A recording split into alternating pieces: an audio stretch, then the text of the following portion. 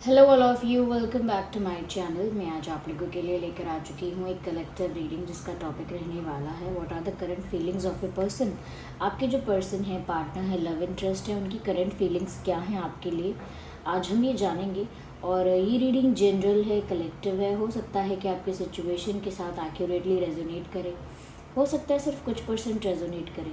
तो open minded होकर सुनिएगा और ज़बरदस्ती अपने आप को रीडिंग में फिट इन करने की कोशिश मत कीजिएगा।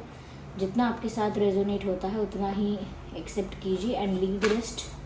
ओके, ये रीडिंग जनरल है, सभी ज़ोडिएक साइंस के लिए है, हर उम्र के व्यक्ति के लिए है, टाइमलेस है। जब भी आप इस वीडियो तक पहुंचेंगे यह तभी आपके साथ रेजोनेट करेगा, फिर चाहे आप इस वीडियो तक कितने भी समय बाद क्यों ना पहुँचे हैं। ओके, थोड़ा सा हम और शफल करते हैं इसको पहले, देन वी विल सी कि आपके पर्सन की करंट फीलिंग्स क्या हैं। आप अपने पर्सन के बारे में ही सोचिए, उनका नाम, उनकी छवि। ओके, आइए देखते हैं कि उनकी करंट फीलिंग्स क्या हैं, आपको लेकर करंटली कैसा महसूस कर रहे हैं। The first card is of the tower card. पहला कार्ड जो है टावर कार्ड है। दूसरा है page of swords, nice. Then we have the Fool, interesting, and then we have Queen of Cups, nice, and yeah, Ten of Pentacles, which is very good. Ten of Pentacles आया है, Queen of Cups भी आया है, Fool card भी आया है। I think कि काफ़ी अच्छे कार्ड्स आए हैं, पॉजिटिव कार्ड्स यहाँ नज़र आ रहे हैं। और चलिए इनको अरेंज कर लेते हैं पहले अच्छे से।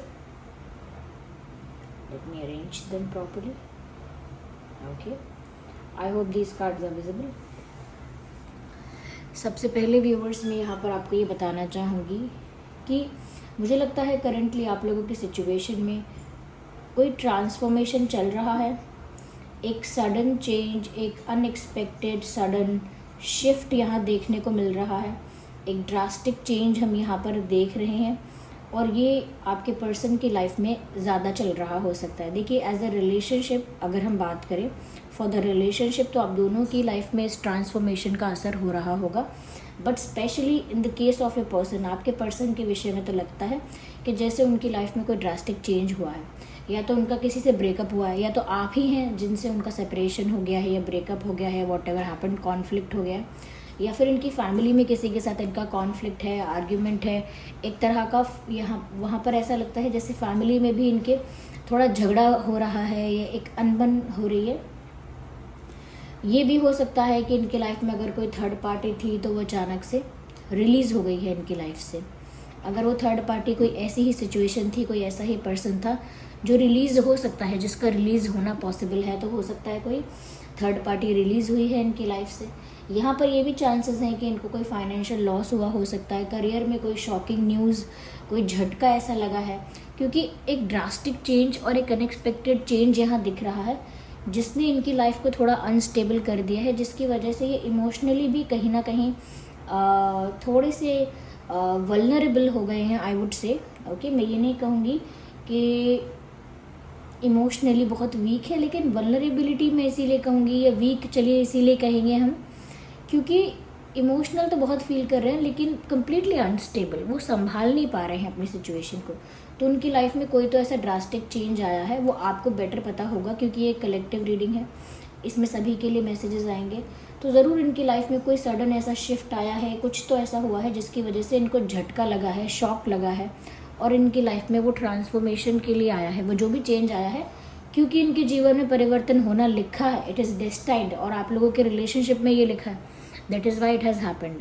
तो ये शिफ्ट आना ज़रूरी भी था। अगर ये आपके साथ ही ब्रेकअप हुआ है, आपके साथ ही सेपरेशन, नो कॉन्टैक्ट, गैप या कॉन्फ्लिक्ट आपके साथ ही हुआ है, तो लगता है वो भी उनके लिए एक बड़ा झटका है। वो बात भी ये इंसान ईजीली डाइजेस्ट नहीं कर पाए। It is also a big shock और big big major change for this person. तो वो उस चीज़ को अभी भी रजिस्टर नहीं कर पा रहे, डाइजेस्ट नहीं कर पा रहे, और कहीं ना कहीं अभी भी ऐसा लगता है कि ये मेरे साथ अचानक से क्या हो गया, ये मेरी लाइफ में क्या हो गया। इस टाइप की इनकी करंट एनर्जीज मुझे लग रही हैं, करंट फीलिंग्स मुझे लग रही हैं। या तो यहाँ पर मुझे ऐसा भी लगता है व्यूअर्स, क्योंकि इनकी लाइफ में कोई शिफ्ट आया है या क्योंकि एक शॉक इनको लगा है या झटका लगा है, धक्का लगा है, एक अनएक्सपेक्टेड सडन चेंज अगर इनकी लाइफ में कुछ हो गया है, उसकी वजह से कुछ ऐसी चीज़ें हैं रेगुलरली जो इनकी लाइफ में होती हैं जो ये छोड़ नहीं सकते। और उल्टा ऐसा लगता है कि बहुत सारी रिस्पॉन्सिबिलिटीज़ हैं या बहुत सारी ड्यूटीज़ हैं या बहुत सारा वर्क है या बहुत सारे टास्क इनकी लाइफ में है, क्योंकि ऐसा लग रहा है व्यूअर्स करेंटली ये इंसान ना बहुत टायर्ड और बहुत क्या कह सकते हैं, बहुत ज़्यादा क्या कह सकते हैं, बहुत बिज़ी और बहुत या ऐसा लगता है बहुत बिज़ी है कहीं और बहुत सारे कामों में बिज़ी हैं। दे आर डूइंग समथिंग, कोई रिस्पॉन्सिबिलिटीज़ फुलफिल कर रहे हैं, कोई ऑब्लिगेशन है जिसको they have to do it क्योंकि उनके ऊपर कोई ऑब्लिगेशन हो सकती है किसी वजह से, कोई फाइनेंशियल स्ट्रगल है, कोई हेल्थ प्रॉब्लम है, I don't know what it is, education को लेकर वो अभी सी टेंशन में है या स्ट्रेस में है, या कोई और बातें हो सकती हैं जैसे उनकी लव लाइफ भी उनके हाथ से छूट रही है। ऐसा लगता है कि बहुत कुछ मेस्ड अप हो रहा है उनकी लाइफ में और वो एक साथ सब कुछ कर रहे हैं अपनी लाइफ में। यानी कि अगर मैं दुखी हूँ या मुझे झटका लगा है या मैं अगर परेशान हूँ तो मुझे रेस्ट नहीं मिल सकता। I can not have rest, I can not take a break. Why? Because I have to do many things. Okay, मुझे इतने सारे काम करने हैं कि रोने के लिए, उदास होने के लिए मेरे पास समय नहीं है। तो इतना मल्टीटास्किंग कर रहे हैं, ये मुझे नहीं पता कौन सी रिस्पॉन्सिबिलिटी फुलफिल कर रहे हैं, लेकिन ऐसा लगता है एक साथ बहुत सारी जिम्मेदारियां संभाल रहे हैं, एक साथ बहुत सारी सिचुएशंस को टैकल कर रहे हैं, हैंडल कर रहे हैं, और जो भी झटका लगा है, जो भी शिफ्ट आया है, चेंज आया है, उसको भी एक टास्क की तरह या एक टास्क नहीं तो एक टास्क की तरह या एक प्रॉब्लम की तरह उसको भी हैंडल कर रहे हैं या ये उसको भी हैंडल कर रहे हैं। तो ऐसा लगता है कि it is very difficult for this person. क्या कहते हैं वो, मुहावरे में कहते हैं कि मुहावरे, मुझे मुहावरा याद नहीं आ रहा, लेकिन हाँ, एक ऐसी सिचुएशन जो पहले से ही ख़राब थी और वो और ज़्यादा ख़राब हो गई जब आप अपने आप को रिलैक्स करने के लिए, हील करने के लिए टाइम भी नहीं ले पा रहे हैं। क्यों? क्योंकि आपके ऊपर वर्क प्रेशर है, ड्यूटीज़ है, रिस्पॉन्सिबिलिटीज़ हैं, लोगों के एक्सपेक्टेशंस हैं, आपकी सिचुएशन इतनी अनस्टेबल हो गई है कि आपको डेली रेगुलरली और चाहे अपने आप को बिज़ी रख के, चाहे मल्टीटास्किंग करके परफॉर्म तो करना ही होगा डेली लाइफ में। तो कभी कभी ऐसा ही होता है व्यूअर्स कि इंसान के लाइफ में इतना कुछ हो जाता है लेकिन उसको बैठकर रोने का या परेशान होने का टाइम नहीं मिलता। तो वो जो भी कर रहा होता है, जहाँ भी बिज़ी होता है, वहाँ पर फ्रस्ट्रेट होता रहता है या वहाँ पर इरिटेट होता रहता है। ऐसा ही मुझे इनका हाल लग रहा है। करेंटली बहुत इरिटेट हो रहे हैं, बहुत सारी चीज़ें कर भी रहे हैं और किसी भी चीज़ को परफेक्टली, ब्यूटीफुली नहीं कर पा रहे हैं क्योंकि एक फ्रस्ट्रेशन है। ओके, यहाँ पर ऐसा लगता है इन सब चीज़ों में उलझा हुआ ये इंसान अभी भी एक्सपेक्ट करता है, अभी भी चाहता है कि वो आपके साथ एक नई ज़िंदगी शुरू कर पाए, एक नई जर्नी आपके साथ स्टार्ट कर पाए, एक न्यू बिगिनिंग, या एक न्यू बिगिनिंग चाहते हैं आपके साथ।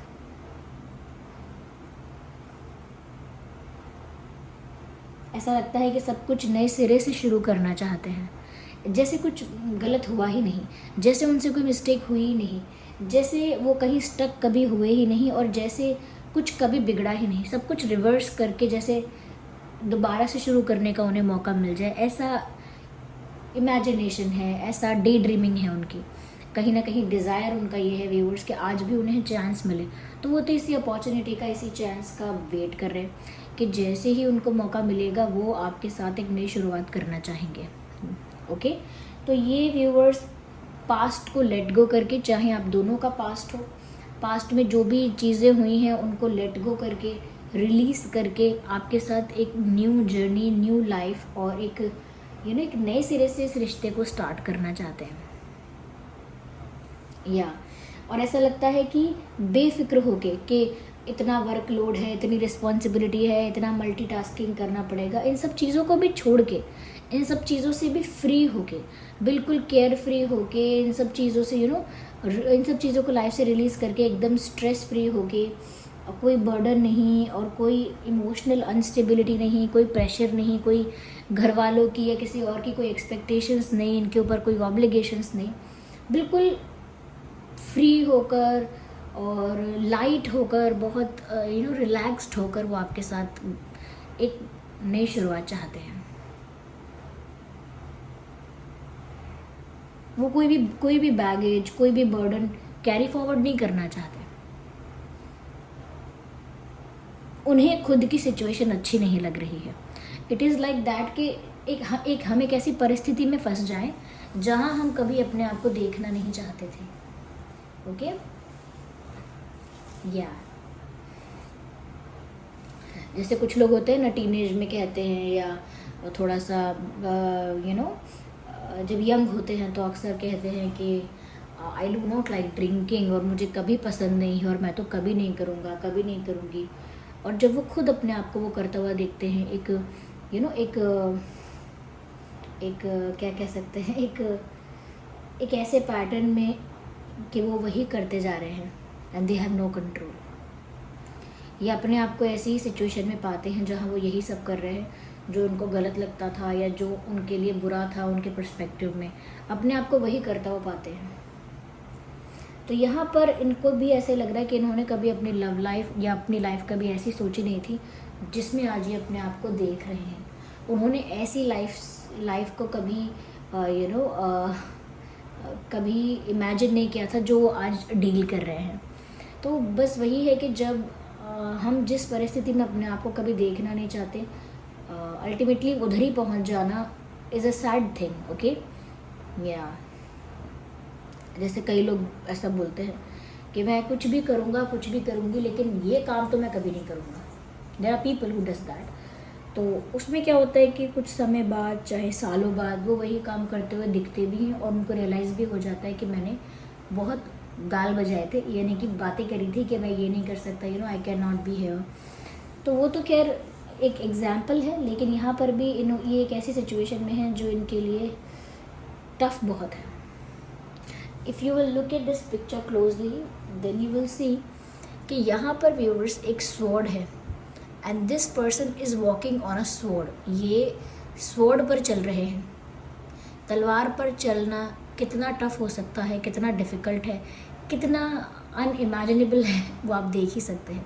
यहाँ पर एक हाथ में बुक है, दूसरे हाथ में इतने सारे बल्ब हैं and there are birds around and she is just walking, और whoever they are just walking।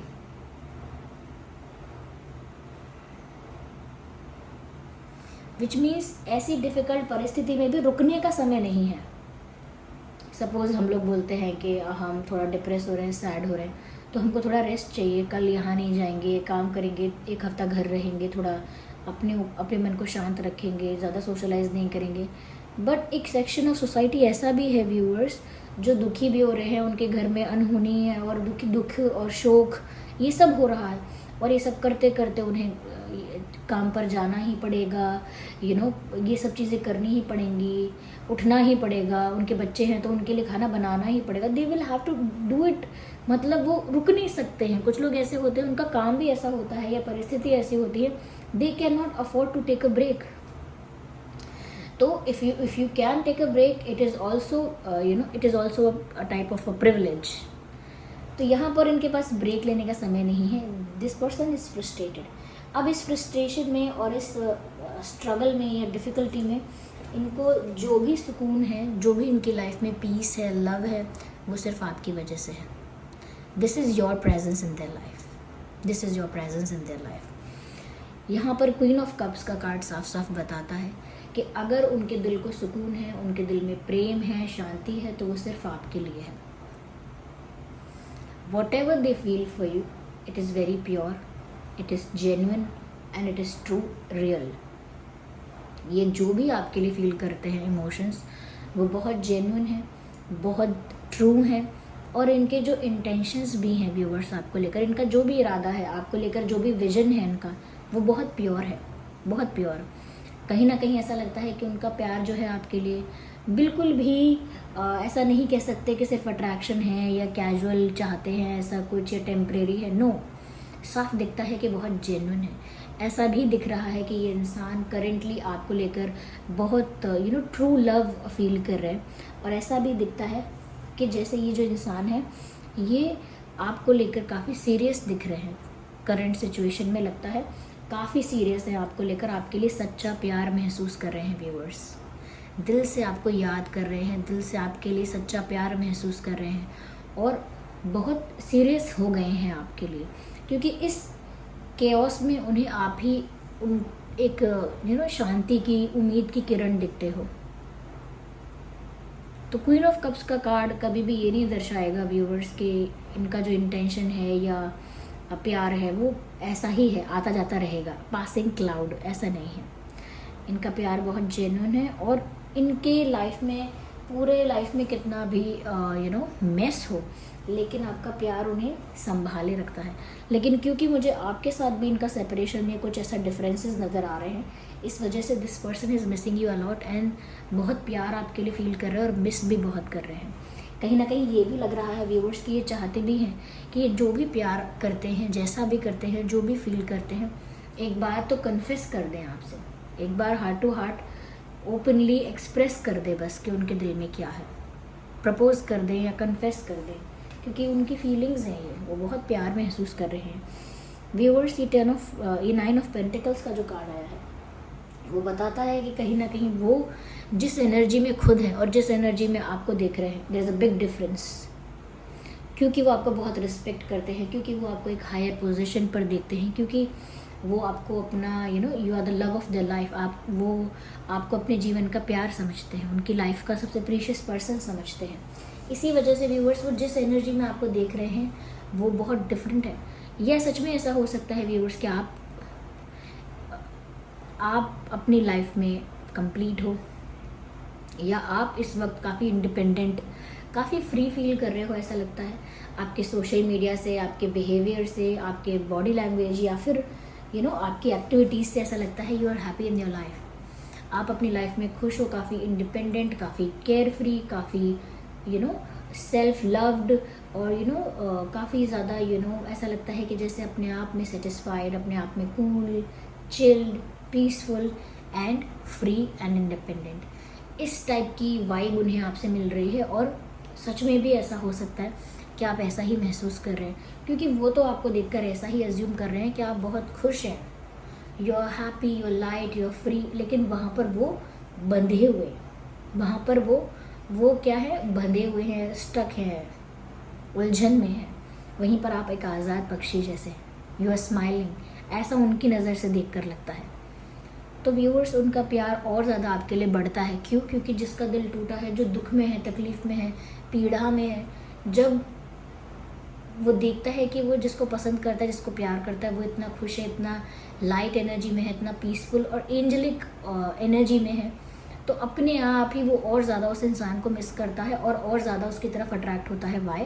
क्योंकि जो हार्ट ब्रोकन है, जो इमोशनली डैमेज है, जो कहीं ना कहीं स्टक है, वो एक ऐसे इंसान की तरफ ही झुकाव महसूस करेगा, या उसकी सोल जो है वो एक ऐसे इंसान की तरफ ही ज़्यादा अट्रैक्ट होगी, या ज़्यादा एक पुश फील करेगी ऐसे इंसान की तरफ जो कि एक हीलर जैसा है, जो कि पॉजिटिव है, जो कि लाइट है, जो कि फ्री है, जो कि रिलैक्स्ड है। एक ऐसे इंसान की तरफ अपने आप ही वो अट्रैक्ट हो जाएगी, वो उनकी सोल।